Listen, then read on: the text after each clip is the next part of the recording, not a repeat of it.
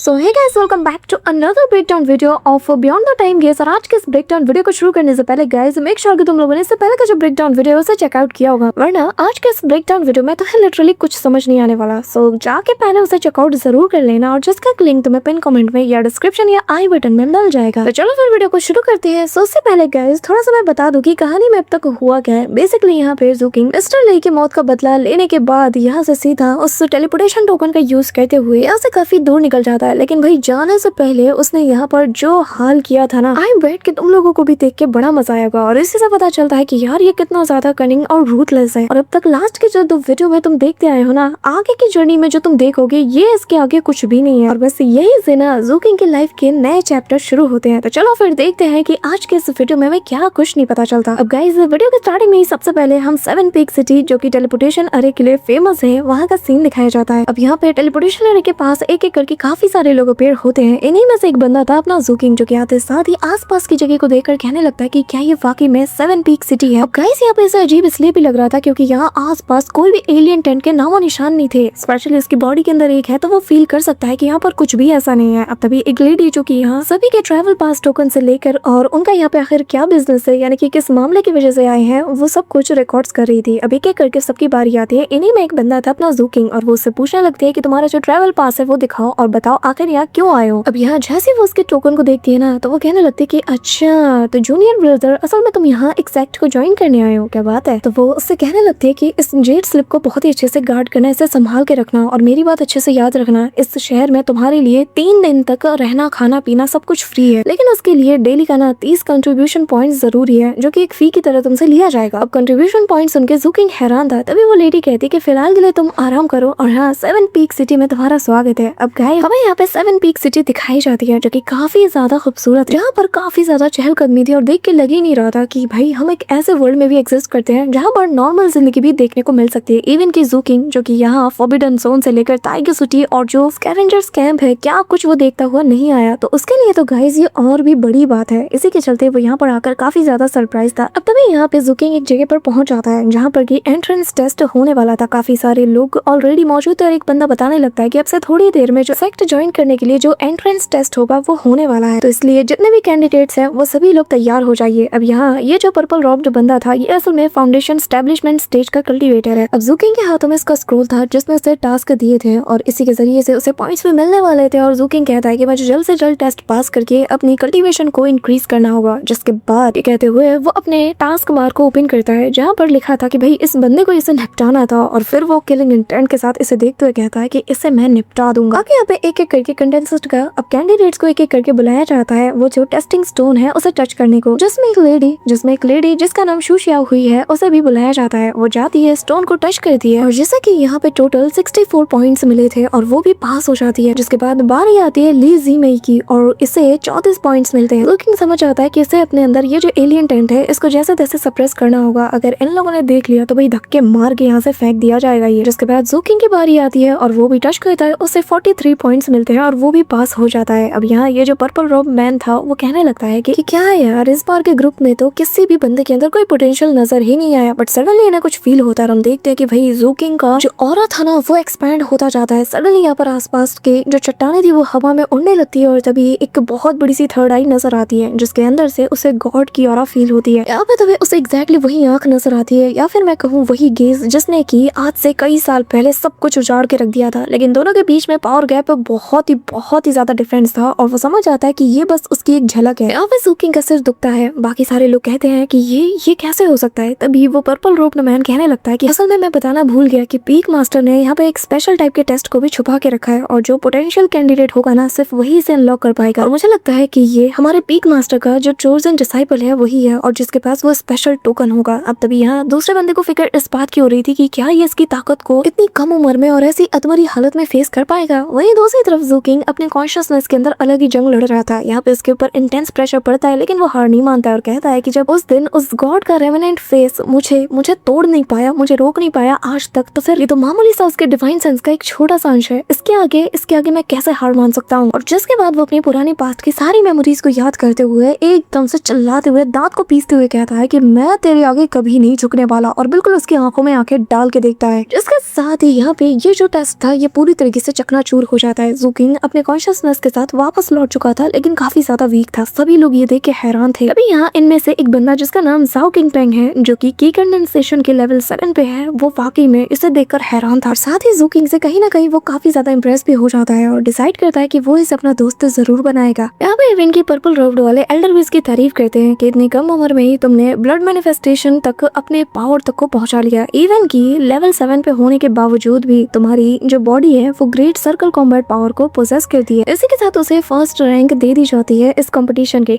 इसी के चलते इस टेस्ट में उसे फर्स्ट रैंक दिया जाता है। साथ ही जितने स्टूडेंट्स थे ना, उन सभी को पार्टिसिपेट करने के लिए 1000 कंट्रीब्यूशन पॉइंट दिया जाता है। बट क्योंकि जूकिंग फर्स्ट रैंक पे आया है तो इसलिए उसे 10,000 कंट्रीब्यूशन पॉइंट दिए जाते हैं। अब यहाँ पे शोशिया हुई जो कि की कंडेंसेशन के लेवल 5 पे है, जब वो सुनती है कि भाई 10,000 पॉइंट, उसके तो होश उड़ जाते हैं और वो कहती है कि ये तो बहुत ज्यादा है, लगभग 10 स्पिरिट स्टोन के बराबर। यहाँ पे लीजी में भी हैरान थी। यहाँ पे जूकिंग मन में कहता है कि मानना पड़ेगा 7 ब्लड आइज सच में बहुत ज्यादा जेनरस है। अब बाकी सभी लोग तो सेकंड ट्रायल के लिए आगे बढ़ जाते हैं, लेकिन जूकिंग को वो अपने साथ ले जाते हैं। और यहाँ 7 ब्लड आइज का जो 7th पीक है वहाँ का हमें सीन दिखाया जाता है, जहाँ पे बहुत बड़े बड़े माउंटेन्स मौजूद थे। और यहाँ का नजारा देखकर जूकिंग समझ आता है कि यहाँ की स्पिरिचुअल एनर्जी काफी ज्यादा डेंस है और अगर आधे महीने तक यहाँ पर कल्टीवेट किया जाए तो रिजल्ट दुगना निकलेगा। अब यहाँ जूकिंग से पूछा जाता है कि आखिर तुम्हें इस जगह के बारे में कैसे पता चला। जूकिंग बस ऐसे ही बना बनाया जवाब दे देता है, लेकिन एल्डर समझ आते कि कोई तो बात है, पर वो बस उसे इतना कहते कि याद रखना, दिन में ये जगह जितनी ज्यादा खूबसूरत लगती है, रात में ये उतनी ज्यादा ही खतरनाक बन जाती है। और हाँ, इस माउंटेन के नीचे जो सिटी है वहाँ पर तुम्हारे कंट्रीब्यूशन पॉइंट और तुम्हारी जिंदगी इक्वल वैल्यू रखती है, और एक बार तुमने अपनी जिंदगी गवा दी तो दोबारा तुम यहाँ दिख भी नहीं सकते। अब तभी यहाँ पर बाकी सारे डिसाइपल्स भी सेकंड टेस्ट को पास करके यहाँ आ जाते हैं और तभी एल्डर इन्हें सी ट्रांसफॉर्मिंग स्क्रिप्चर को दिखाते हैं और बताने लगते हैं कि जरा इसे गौर से देखो। सभी को उसे देते हुए कहने लगते हैं कि तुम्हें इसे काफी केयरफुली स्टडी करना है, ठीक है, और इसे पूरी जी जान लगा के प्रैक्टिस भी करना है। यहाँ पे 7 ब्लड आइस टोकन को जैसे वो अपने हाथ में लेता है ना, जूकिंग इसे बड़े गौर से देख रहा था, क्योंकि अब वो एक असली टेक्निक को भी सीखने वाला है। तभी यहाँ एल्डर बताने लगते हैं कि हमारा जो 7 पीक सेक्ट है ये इस वक्त जो लार्जेस्ट पोर्ट है ना इस नानहुआंग प्रोविंस में, इसे वो ओन करता है। और इसी के चलते जो धर्मा बोट है ना यहाँ का, वो बहुत ही ज्यादा क्रूशियल है, स्पेशली 7 पीक डिसाइपल्स के लिए। तभी यहाँ पर वो बताने लगते हैं कि अगर एक बोट को तुम बाय करने जाओगे ना तो तुम्हें 100 स्पिरिट स्टोन्स लग जाएंगे। अब यहाँ जूकिंग थोड़ा कैलकुलेट करते हुए अंदाजा लगाता है और कहता है कि क्या मुझे बाय करना चाहिए, क्योंकि अगर मेरे पास सब कुछ जो है मैं अगर उन्हें मिला लूं तो मेरे पास 200 स्पिरिट स्टोन्स तो बन ही जाएंगे, तो क्या मुझे इसे लेना चाहिए। गाइस मैं तुम्हें बता दूं कि ये जो धर्मा बोट है ना ये बहुत ही अच्छी जगह है, रहने के लिए भी, कॉम्बैट के लिए भी और डिफेंस के लिए भी। इवन की इसे एक ट्रेजर भी माना जा सकता है जो कि कल्टीवेशन में एक्सेलरेट करने के लिए बड़े काम की चीज है। अब तभी जाओ किंग पेंग अपने पास से एक स्पिरिट टोकन बाहर निकालता है और कहता है कि सीनियर मैं एक धर्मा बोट बाय करना चाहूंगा। ये देखकर तो इवन के एल्डर भी हैरान थे। अब यहाँ आशिया हुई ये देखते साथ ही उसे थोड़ा मक्खन लगा दिए। तभी यहाँ जूकिंग भी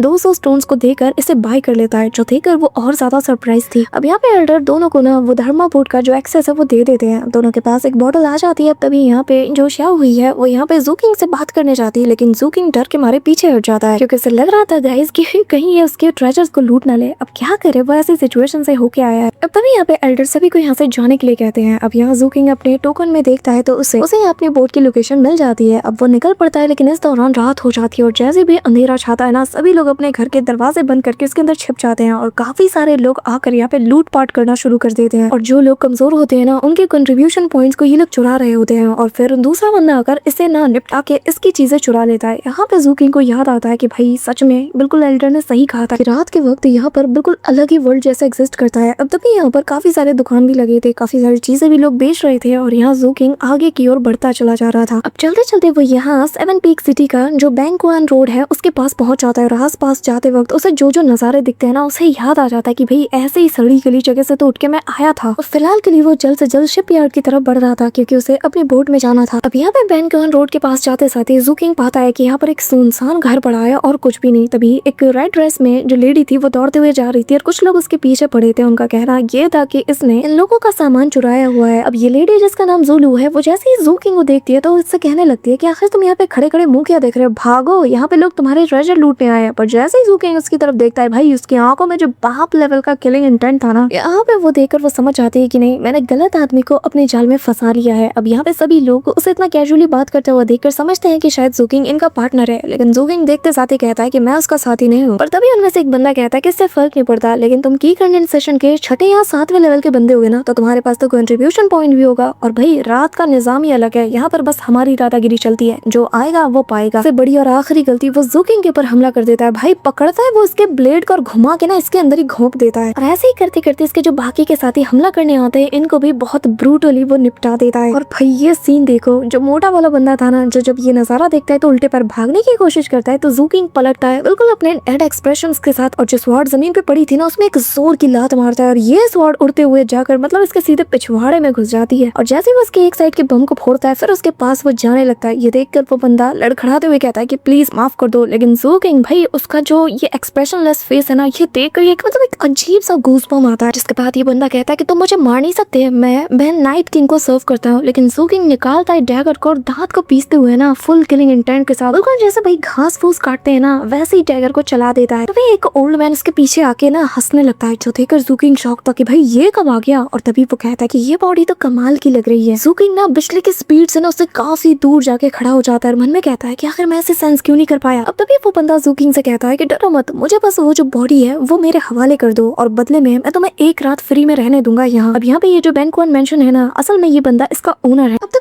वो बंदा उससे कहने लगता है कि क्या हुआ बताओ, तुम्हें ये सौदा पसंद नहीं आया। ये सुनकर जू किंग पहले उस मेंशन को देखने लगता है जो कि एक नंबर की ना भूतिया हवेली लग रही थी। तभी जू किंग कहने लगता है कि माफ करना लेकिन ये सेल के तौर पे नहीं है। और तभी वो उस बॉडी को यहाँ से डिसअपीयर कर देता है। जिस पे ये बंदा कहने लगता है कि अरे रे कितना घाटे का सौदा किया तुमने, तुम्हें क्या पता कि एक फ्रेश बॉडी कितने काम की होती है। जू किंग उससे कहता है कि वैसे ये सब तुम किसके लिए कलेक्ट कर रहे हो। जिस पे वो कहता है कि सर तुम्हें क्या मतलब। अब तभी हम यहाँ पर एक व्हाइट स्नेक को देख पाते हैं और फिर वो बंदा कहने लगता है कि असल में मेरे घर में ना एक पालतू है जैसे कि बहुत ज्यादा भूख लगती है, बस उसी का पेट पालने के लिए ये सब करता हूँ। यहाँ पे तभी जू किंग देख पाता है कि वो स्नेक धीरे धीरे करके इसकी ओर बढ़ रहा है। अब ये बंदा कहने लगता है कि मैंने ऑलरेडी जो होमिसाइड डिपार्टमेंट है ना उन्हें तुम्हारे बारे में इन्फॉर्म कर दिया है कि तुमने मेरे घर के सामने क्या बवाल मचाया है और न जाने कितने लोगों को ऐसे मौत के घाट उतार दिया। अब वो लोग आते ही होंगे बस तुम्हें पकड़ने के लिए। लेकिन यार जो 7 ब्लड आइज के लोग हैं ना उनके साथ मेरी ऑलरेडी एक डील है कि मेरा वो कस्टमर जो कि मुझे पे करते हैं ज्यादा नहीं बस 100 स्प्लिट कॉइन्स, जिसके बाद अगर वो ये मुझे दे देना तो फिर वो लोग इन्हें अरेस्ट नहीं करेंगे। तभी यहाँ पर कुछ लोगों की आने की आहट होती है और वो ओल्ड मैन कहने लगता है कि अरे रे ये तो बड़े जल्दी काम करते हैं, अब तुम्हारा क्या होगा। चलो ठीक है मैं तुम्हें एक और मौका देता हूँ, लेकिन अब प्राइस और बढ़ चुकी है और इस बार मुझे कुछ और चाहिए, मुझे 1000 स्प्लिट कॉइन्स चाहिए। गाइस मैं बता दूं कि ये वही डिपार्टमेंट के लोग हैं जिसका टोकन इस वक्त हमारे जू किंग के पास मौजूद है। अब यहाँ पर जैसे ही बाकी सारे लोग आ जाते हैं ना तो यहाँ वो बंदा देख कर कहने लगता है कि ऑफिसर्स इसने निर्दोष लोगों की जान ली है, मैंने खुद देखा है, इसे गिरफ्तार कर लो, ये शायद कोई क्रिमिनल है। अब यहाँ इस डिपार्टमेंट का जो 6वां स्क्वाड है उसका कैप्टन जो कि काफी स्ट्रॉन्ग लग रहा था वो आते साथ ही यहाँ पे जू किंग को घूरने लगता है और तभी इससे कहता है कि बताओ क्या तुमने सच में इन सबको मारा। जिस पे जू किंग बताता है कि हाँ सेल्फ डिफेंस में। अब ये सुनकर वो बंदा कहता है कि अपनी स्टोरी बचा के रखना, आगे काम आएगा। और तभी इसकी नजर जाती है यहाँ जो जू किंग के पास टोकन था ना उसके बोर्ड की उस पे, और जिसके बाद दोनों का आई कांटेक्ट होता है और पलक झपकते ये बंदा उसके पीछे पहुंच जाता है। जू किंग को एहसास तक नहीं होता कि आखिर कब ये मेरे पीछे आ गया। और जिसके बाद वो उसके कान के पास कहता है कि खबरदार जो तुमने हिलने की कोशिश की। जू किंग इसके ऊपर अपने डैगर से हमला करता है लेकिन ये बंदा रिवर्स फ्लिप मारते हुए यहाँ से दूर निकल जाता है। जू किंग वापस हमला करता है लेकिन नाकाम हो जाता है और तब तक उसके पास से वो उसका टोकन निकाल लेता है। यहाँ वो बंदा कहता है कि क्या हुआ, इसे ढूंढ रहे हो। अब यहाँ जू किंग उसे ढूंढने लगता है लेकिन जैसे ही वो बंदा इस पे पड़ता है ना कि इस पर उन्हीं के डिपार्टमेंट का नाम लिखा है तो वो खुद भी शॉक्ड हो जाता है। वो उसकी तरफ देखकर घूरने लगता है, फिर कहता है कि अरे यार तुम तो हमारे डिपार्टमेंट से निकले। जिसके बाद वो उसे टोकन दे देता है और सबसे कहता है कि पीछे हटो ये अपना ही बंदा है। अब जिसके बाद यहाँ पे ये जो कैप्टन था ना वो सीधा उस ओल्ड मैन के पास जाके कहने लगता है कि अच्छा बुढ़ऊ तो इस उम्र में फॉल्स केस को रिपोर्ट कर रहा है, मेरी उम्र का ना मैं लिहाज कर रहा हूँ और चुपचाप सुबह हमारे डिपार्टमेंट के पास 100 split coins as a fine के तौर पे जमा हो जाने चाहिए, नहीं तो तेरी खटिया खड़ी कर देंगे। जिस पे वो ओल्ड मैन कहता है कि अरे रे कैप्टन चिंता मत कीजिए मैं 100 स्प्लिट कॉइन्स दे दूंगा। जिस पे वो भी सिर हिलाता है लेकिन तभी जू किंग की आवाज आती है, वो कहता है नहीं एज अ फाइन के तौर पे 1000 स्प्लिट कॉइन्स चाहिए क्योंकि इसने थोड़ी देर पहले भी मुझे ब्लैकमेल करने की कोशिश की। अब ये सुनकर वो ऑफिसर कहता है कि अच्छा तो तुम एक ऑफिसर को ब्लैकमेल भी कर रहे हो। बुढ़ऊ अब तो ये मामला इतनी आसानी से सॉर्ट आउट नहीं होने वाला। जिस पे वो बिना किसी बात के ना कहता है कि ठीक है 1000 स्प्लिट कॉइन्स मैं इसके लिए राजी हूँ। अब तभी कैप्टन जाते हुए ना उसे शाबाशी देता है, कहने लगता है कि मानना पड़ेगा तुम्हारा दिमाग बड़ा तेज चलता है। अब तभी वो ओल्ड मैन कहता है कि अगर तुम होमिसाइड डिपार्टमेंट से हो तो तुमने बताया क्यों नहीं। जिस पे जू किंग कहता है तुमने पूछा ही नहीं। यहाँ पे तभी ये सुनकर वो बुढ़ा भाग जाता है और कहता है कि खबरदार जो तुम दोबारा मेरे इस मेंशन के आसपास भी मुझे दिखे। अब यहाँ रात का सीन था और यहाँ फाइनली वो अपने धर्मा बोर्ड के पास पहुंच जाता है जहाँ से पता चलता है कि तुम सेक्ट के एक मेंबर हो, इसी के चलते तुम्हें इस धर्मा बोर्ड का जो पहले मंथ का किराया है वो देना नहीं होगा, ये फ्री है। जिसके बाद हर महीने तुम्हें 30,000 contribution point as a payment के तौर पे देना पड़ेगा। अब यहाँ पे जू किंग सोच में पड़ जाता है लेकिन वो चाहता है कि अगर उसे यहाँ पे स्ट्रॉन्ग बनना है तो इस बोर्ड की उसे जरूरत पड़ेगी। अब तभी वो सी ट्रांसफॉर्मिंग स्क्रप्चर को प्रैक्टिस करना शुरू कर देता है। अब तभी वो वॉइड में से ना वाटर को मैनिफेस्ट करना शुरू कर देता है, जो देखकर वो खुद भी हैरान था। और अगले ही पल वो सी ट्रांसफॉर्मिंग रियलम के अंदर खुद को पाता है, जहाँ चारों तरफ वो पानी से खेल रहा था। लेकिन ज़ूकिंग एक लेवल एडवांस जाता है और वो यहाँ पे जो मेटेरियलाइजेशन टेक्निक है उसका यूज करता है, जहाँ पे वो काफी सारे वाटर वर्ड को बना लेता है। अब तभी यहाँ पे वो आईने में जब अपनी शक्ल देखता है ना, तो कहने लगता है कि अब मैं नई जगह पे आया हूँ तो मैं पहले जैसे लुक में नहीं रह सकता, वरना लोग बेवजह मुझे कमजोर समझकर मुझ पे हमला करेंगे। अब ज़ूकिंग यहाँ पे शावर लेता है और नए कपड़े वपड़े पहन के बिल्कुल रेडी था। और अब वो यहाँ पे खुद से कहने लगता है कि सी ट्रांसफॉर्मिंग स्क्रिप्चर के जरिए से इंटरनल कल्टीवेशन और बॉडी टेम्परिंग, इन दोनों को साथ में करने से ये दोनों ही एक दूसरे को पावर अप कर रही है, जिसके चलते जो सी ट्रांसफॉर्मिंग स्क्रिप्चर है वो अब मेरे 5th लेवल तक पहुंच गई है, वो भी एक रात में। जिसका मतलब मैजिक और बॉडी दोनों को एक साथ कल्टीवेट करने की वजह से मेरी कॉम्बैट पावर और ज्यादा बूस्ट हो चुकी है। अब यहाँ से वो सीधा होमिसाइड डिपार्टमेंट, जो कि 7th पीक का एक बहुत ही खतरनाक जगह माना जाता है, वहाँ पर सीधा बढ़ जाता है, जहाँ पे भाई दरवाजे पे पहुंचते साथ ही उसे इंटेंस किलिंग इंटेंट फील होता है और वो समझ जाता है कि ये जगह बहुत ज्यादा खतरनाक है। दरवाजा ओपन होता है तो यहाँ पर हमें काफी सारे ह्यूमन स्टैचूज नजर आते हैं। अब तभी यहाँ 7th पीक होमिसाइड डिपार्टमेंट का जो ऑफिस है, इसके अंदर हम काफी सारे लोगों को देख पाते हैं, जो कि यहाँ पे काफी सारा मजा कर रहे थे। और कैप्टन यहाँ पर एक मीट के पीस को उठाकर कहने लगता है कि बताओ बताओ कौन खाना चाहेगा इसे। और सभी लोग यहाँ पे भाई मुंह से ना लार टपका रहे थे। तभी ज़ूकिंग चुपचाप ये तमाशा देख रहा था कि आखिर यहाँ पे चल क्या रहा है। तो यहाँ जब सभी लोग ऐसे बचकानी हरकत कर रहे थे और जैसे इन्हें एहसास होता है कि अरे कोई तो हमें देख रहा है, तो ये लोग ज़ूकिंग की ओर घूर के देखने लगते हैं। तभी यहाँ जो कैप्टन थे वो कहने लगते हैं कि चलो चलो अपने काम में लग जाओ। जिसके बाद वो ज़ूकिंग से कहते हैं कि आओ हमारे साथ बैठो और खाना खाते हैं। अब ज़ूकिंग बैठ जाता है, लेकिन कैप्टन यहाँ पे ज़ूकिंग की फिरकी लेते हुए कहते हैं कि किसे पता था कि कल जिस बच्चे से हम मिले थे भाई अधमरी हालत में धूल मिट्टी से घिरा हुआ था, दिखने से ही ऐसा लग रहा था कि फटीचर हो। किसे पता था कि वो इतना ज्यादा हैंडसम होगा, और वो भी मुझसे ज्यादा। हाँ, अब तभी यहाँ एक जो बीस्ट होता है ना, उसका सिर यहाँ पे आके गिरता है। अब कैप्टन ज़ूकिंग को एक बैच देते हैं, जो कि असल में होमिसाइड डिपार्टमेंट का बैच है। साथ ही बताते हैं कि आज से तुम मेरे साथ काम करोगे। अब यहाँ से वो जाते हुए ना बताने लगते हैं कि आजकल ना हमारा जो 6th वार्ड है ये काफी ज्यादा हैवी कैजुअलिटीज से गुजर रहा है, क्योंकि जब से हमने उन बदमाश नाइट डॉग्स को हंट करना शुरू किया है ना, हम थोड़े शॉर्ट हैंडेड हो गए हैं। तो उम्मीद करता हूँ कि तुम यहाँ से चुपचाप खड़े नहीं रहोगे। अब यहाँ से वो जाने लगते हैं और कहते हैं कि अब चुपचाप बैठे मत रहो और अपने कैप्टन के साथ चलो और देखो तुम्हारा कैप्टन कितना कमाल का है। अब तभी हमें हार्वर्ड स्ट्रीट, जो कि 7th पीक सिटी का एक हिस्सा है, उसका सीन दिखाया जाता है। अब रास्ते में कैप्टन बताने लगते हैं कि तुम यहाँ के नए हो तो तुम्हें मैं सेक्ट और बाकी सारी जगहों के बारे में डिटेल में बताऊंगा। असल में हमारा जो सेक्ट है ना, इसे पैट्रियार्क शिव लिंजी चलाते हैं, और जब तक 7th पीक उनके अंडर में है, हर किसी के पास अपनी अपनी स्पेशलिटी है। जैसे कि 1st पीक से लेकर 7th पीक तक यहाँ इसके अंडर में कॉम्बैट कल्टीवेशन, एल्केमी स्पेल्स पे महारथी, बीस्ट टेमिंग और साथ ही करेंट फॉर्मेशन, इवन की आर्टिफैक्ट फॉर्मिंग, ये सब के सब इसका हिस्सा है। और रही बात 7th पीक की, जो सी ट्रांसफॉर्मिंग स्क्रिप्चर और जो धर्मा बोर्ड्स है, ये हमारे हॉलमार्क्स हैं। और जितने भी 7 पीक्स हैं उन सभी के पास अपना अपना होमिसाइड डिपार्टमेंट है, और ये सब के सब अपनी अपनी आजादी के साथ ही काम करते हैं। अब तभी यहाँ पर 2 और होमिसाइड डिपार्टमेंट के मेंबर्स हमें नजर आते हैं, जो कि अलग पीक से बिलोंग करते हैं। तभी कैप्टन बताने लगते हैं कि हालांकि हम एक दूसरे से जुदा है, लेकिन फिर भी जब जरूरी पड़ती है तो साथ मिलकर कॉपरेट भी करते हैं। साथ ही वो बताने लगते हैं कि एक बात याद रखना, 7 पीक सिटी के अंदर हर एक चीज बहुत ज्यादा एक्सपेंसिव है। इवन कि यहाँ पर रहने के लिए तुम्हें 30 कंट्रीब्यूशन पॉइंट्स की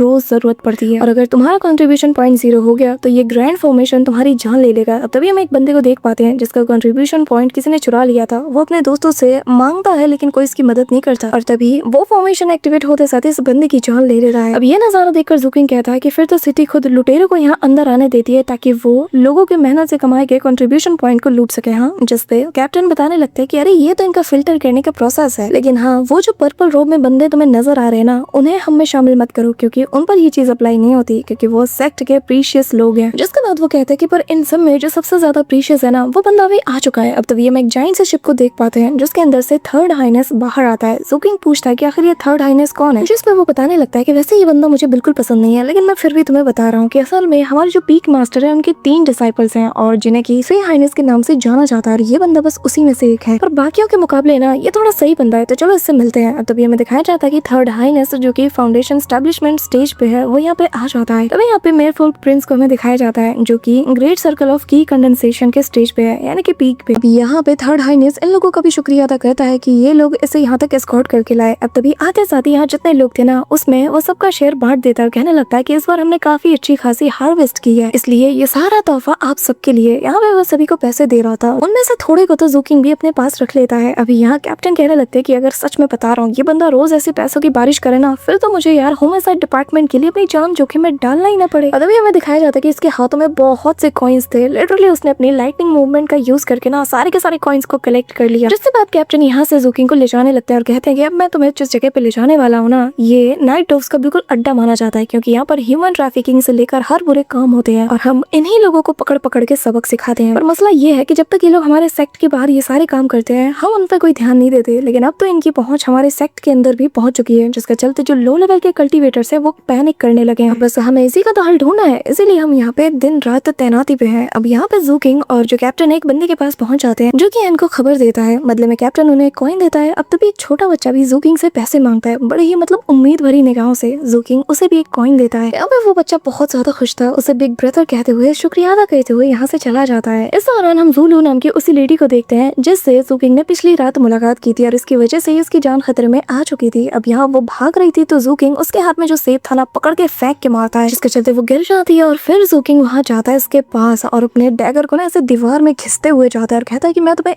एक मौका दे रहा हूँ सब कुछ बताने का और मुझे सेटिस्फाइड करने का कि आखिर तुमने उस दिन ऐसा क्यों किया। बस एक मौका, और अगर तुम्हारा जवाब मुझे सेटिस्फाइड नहीं कर पाया ना तो तुम मारी जाओगी। यहाँ पे वो लड़की भाई डर के मारे पीछे खिसकने लगती है और जिसके बाद वो डर के मारे ना सारी बात बताने लगती है। और यहाँ ज़ू किंग को पता चलता है कि जो किंग युनजी है ना वो असल में जो नाइट डोव का स्ट्रॉन्ग होल्ड है उसका पता जानता है और वो उनका मेन बंदा है। ज़ू किंग की स्किल्स को देखकर तो कैप्टन बड़े खुश हो जाते हैं और कहने लगते हैं कि चलो अब मैं तुम्हें मेरे एक ना बहुत ही अच्छे फ्रेंड से मिलाने ले जाता हूँ। जहाँ ये लोग ट्रांसपोर्ट डिपार्टमेंट डॉक जो कि 7 पीक का ही हिस्सा है वहाँ पे पहुंच जाते हैं और यहाँ पे वो बार बार ब्रदर जेंग कहते हुए किसी का आवाज देता है। इस जगह को देख कर ना ज़ू किंग कंफ्यूज था, लेकिन यहाँ कैप्टन बताने लगते हैं कि चिंता मत करो, ये सबसे मजेदार जगह है और एट द सेम टाइम ये सबसे गंदी जगह भी है, तो थोड़ा संभल के रहना। अब ये लोग अंदर जाते हैं तो यहाँ पर कोई जो ब्रदर जेंग है उसे धमका रहा था कि भाई जल्द से जल्द मुझे मेरी पेमेंट दे दे नहीं तो तेरी मुंह तोड़ दूंगा। अब ये सुनकर कैप्टन कहता है कि कौन किसका मुंह तोड़ेगा। हाँ, अब यहाँ ब्रदर जेंग सन जैसे ही कैप्टन को देखता है ना तो कहने लगता है कि अरे जरा देखो तो आज यहाँ पे कैप्टन खुद आया है।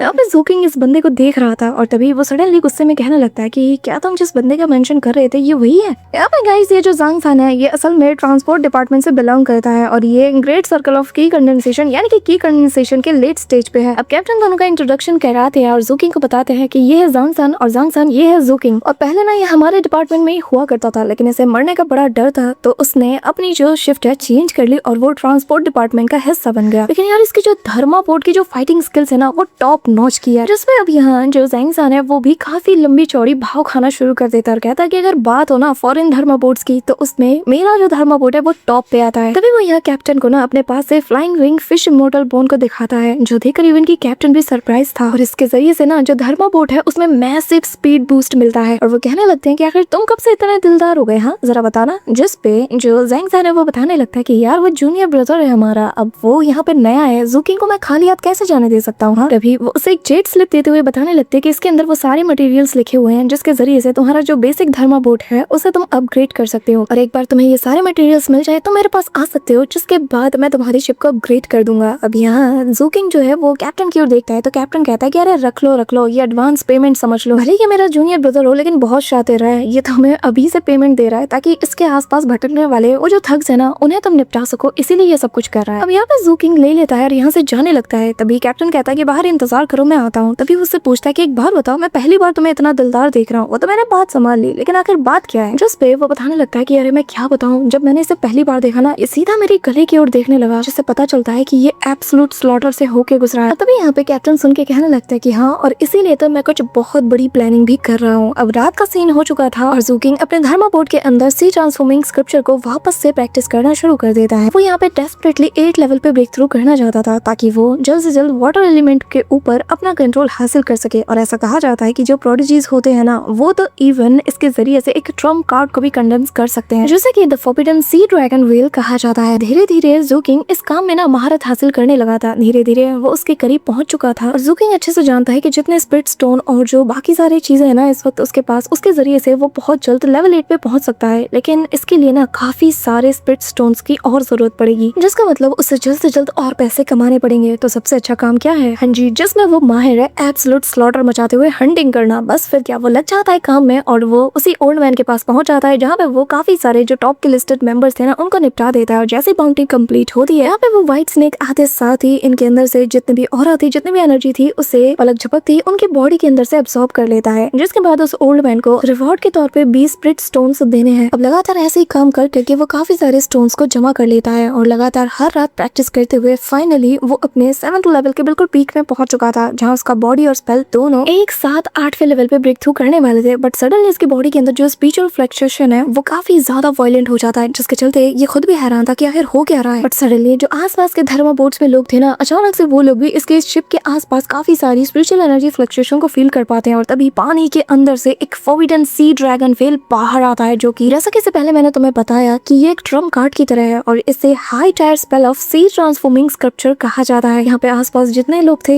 इवन की जो फेलो कल्टिवेटर्स थे ना ज़ू किंग के, वो सब भी हैरान थे और सोचने लगते कि न जाने कौन होगा इतना टैलेंटेड जो कि इतने कम वक्त में सी ड्रैगन वेल को कंडेंस कर पाया। अब ये वेल लगातार उसके शिप के आसपास चक्कर काटती रहती है और ज़ू किंग बताने लगता है कि इस जेड स्लिप के मुताबिक इतनी बड़ी चीज को कंडेंस करने के लिए लेवल 8 की कंडेंसेशन की जरूरत पड़ती है। मतलब कि मैंने बिना 8 लेवल पे ब्रेक थ्रू किए 7th लेवल पे ही इसे हासिल कर लिया। तो क्या ये इसलिए है क्योंकि मैं एलियन टेंट से बिल्कुल फ्री हूँ? अब ज़ू किंग खुद भी हैरान था, लेकिन इतना जानता है कि जितनी स्पिरिचुअल एनर्जी इस ड्रैगन वेल के अंदर मौजूद है ना, इतना तो उसके खुद के जो सी ऑफ कॉन्शियसनेस है उसके अंदर भी नहीं। अब तभी ज़ू किंग ख्याल करता है और कहता है कि अरे 3 दिन हो चुके हैं लेकिन वो अभी तक मेरे पास वापस नहीं आई एंटीडोट के लिए, यानी कि ये ज़ुलू की बात कर रहा है। अब तभी यहाँ पे ज़ुलू के जरिए से उसे पता चल चुका था कि ये जो किंग युनजी नाम का बंदा है ये कहाँ मिलेगा, और जो पॉइजन उसने इसकी बॉडी के अंदर इंजेक्ट किया था उसके जरिए से यहाँ हम देख पाते हैं कि जो ये किंग युनजी था ना, इसकी बॉडी से भी ग्रीन कलर का स्मोक निकलने लगता है, और इसे ही ट्रेस करते हुए किंग युनजी का वो पता लगा लेता है और आते साथ ही एक जोर का अटैक उस पे करता है, और अब वो बंदा बहुत बुरी तरीके से इंजर्ड हो चुका था। अब यहाँ पर ज़ुलू को ना देख कर ना वो इससे पूछने लगता है कि बताओ आखिर वो तुम्हारी पार्टनर कहाँ है जिसकी मैंने पॉइजन से इंजेक्ट किया था, लेकिन ये बंदा मुंह नहीं खोलता। तो ज़ू किंग इसके ऊपर हमला करते हुए इसे घसीटते हुए यहाँ से दूर ले जाने लगता है। तभी वो ओल्ड मैन बाहर आता है और कहता है कि लड़के तुम बार बार रूल्स तोड़ रहे हो। ज़ू किंग कहता है कि देखो मैं तुम्हारे इस मेंशन के अंदर नहीं हूँ, तो मैं मेंशन के बाहर जो मर्जी करूँ, जिन्हें भी यहाँ से निपटाऊं, उससे तुम्हारा कोई लेना देना नहीं। टेक्निकली मैंने कोई रूल तोड़ा भी नहीं। जिस पे वो ओल्ड मैन भड़क जाता है और कहता है कि तुम मेरे मेंशन के सामने बिल्कुल दरवाजे पर आकर मेरे क्लाइंट्स को मार देते हो और कहते हो कि मैंने रूल्स नहीं तोड़ा। तुम जानते हो कि अगर ये लोग मेरे मेंशन में रहे तो मुझे इससे किराया मिलेगा और फ्यूचर में ये लोग बार बार मेरे पास आते हैं, लेकिन फिर भी तुम मेरे कस्टमर्स को छीन रहे हो। जस्ट ज़ू किंग कहता है कि ये मेरा ऑफिशियल काम है ऐसे लोगों को निपटाने का। ये सुनकर ओल्ड मैन भड़क जाता है और वो अपने माउंटेन बीस्ट फॉर्म को एक्टिवेट करते हुए कहता है कि तुमने अब अपनी हद पार कर दी और अब इसकी सजा तुम्हें मिल के रहेगी। अब ये बंदा ग्रास वाले बीस्ट फॉर्म में आते साथ ही अपने टेंटिकल से ज़ू किंग के ऊपर हमला कर देता है, पर इससे पहले कि ये हमला उस पर लग पाता ना, वो पैसों से भरी हुई एक पोटली सीधा इसकी तरफ थ्रो करता है, जिसे कैच करते साथ ही ओल्ड मैन शॉक्ड हो जाता है और इसके अंदर पैसे थे। और ज़ू किंग कहता है कि ये 2 दिन का किराया है, और जिसका मतलब ये है कि अब तुम्हें 2 दिन तक मुझे यहाँ पे प्रोटेक्ट करना होगा। अब ये सुनकर तो ओल्ड मैन भी रुक जाता है। तभी उसकी व्हाइट स्नेक आके भी इसके कान के पास फंसाती है, जिस पे वो भड़क जाता है और कहता है कि हाँ मैं जानता हूँ कि ये सही बात कह रहा है। जिसके बाद वो अपने नॉर्मल फॉर्म में आते साथ ही कहता है कि दोबारा मेरे रास्ते में आने की कोशिश मत करना, समझे। ये कहते हुए जैसे ही वो अंदर आता है ना, तभी हमें पता चलता है कि ज़ू किंग ने तो असल में इन कॉइन्स यानी कि ये जो पाउच था ना पैसों का, इसमें भी पॉइजन लगा दिया था, जिसके चलते ये उससे भी इंजर्ड हो जाता है और वो समझ जाता है कि इसने गलत लड़के से पंगा ले लिया। अब यहाँ पे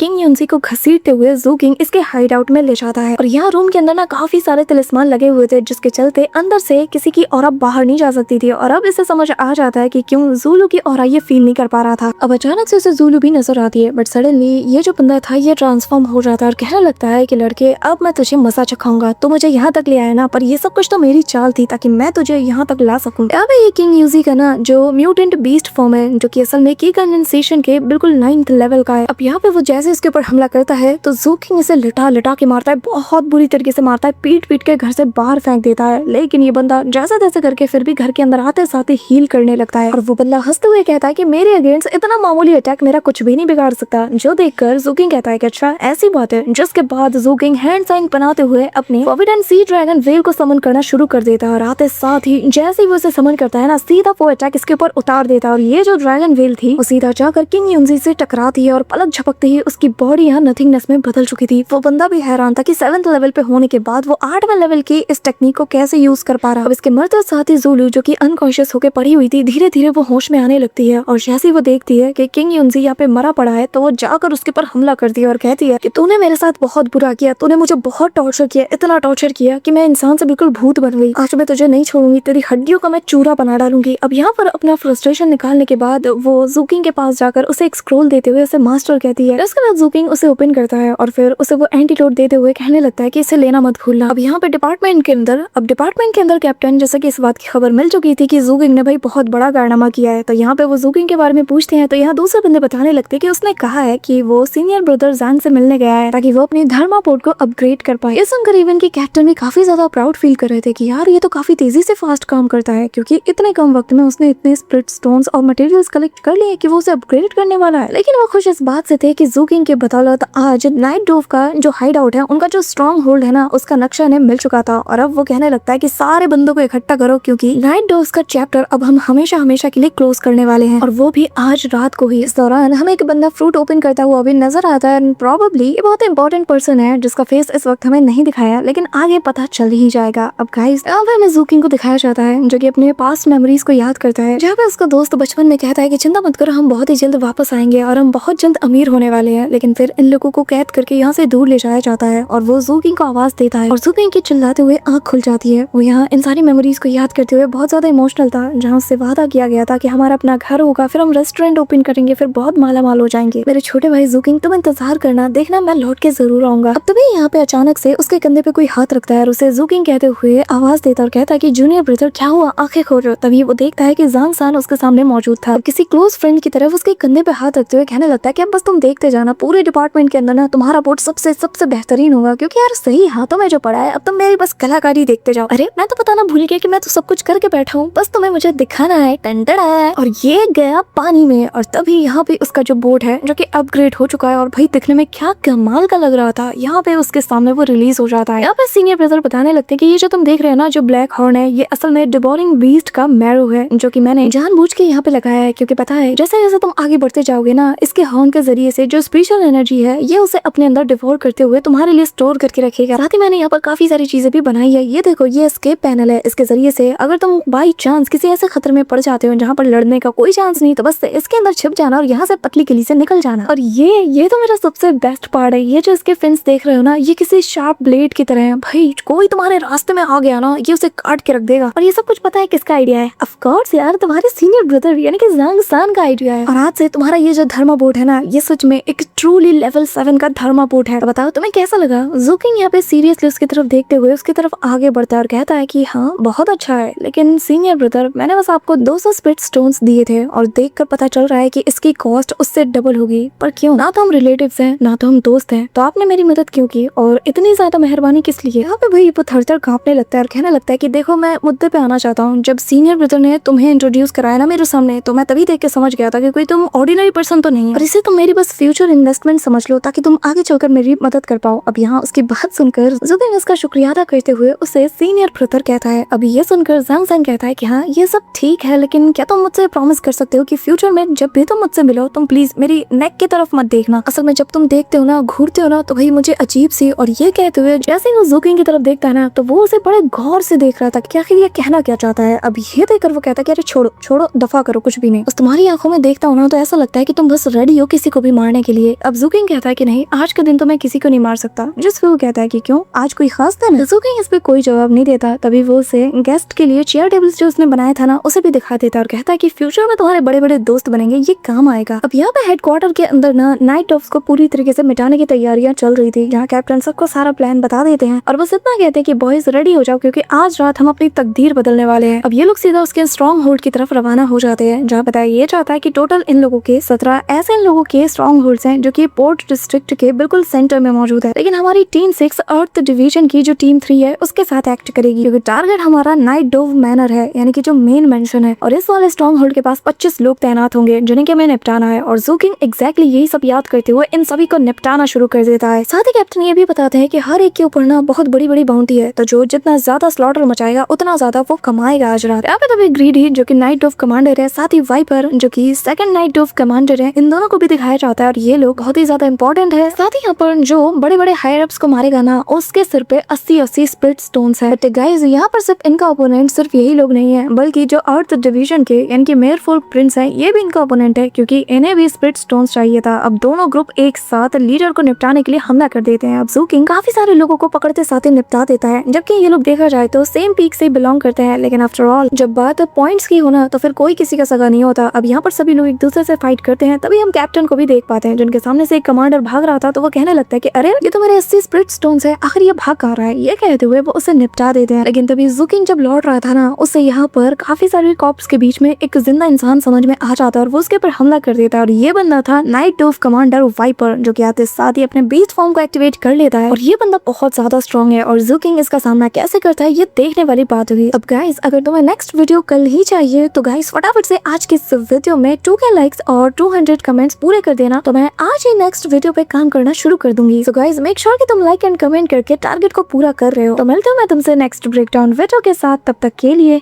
बाय।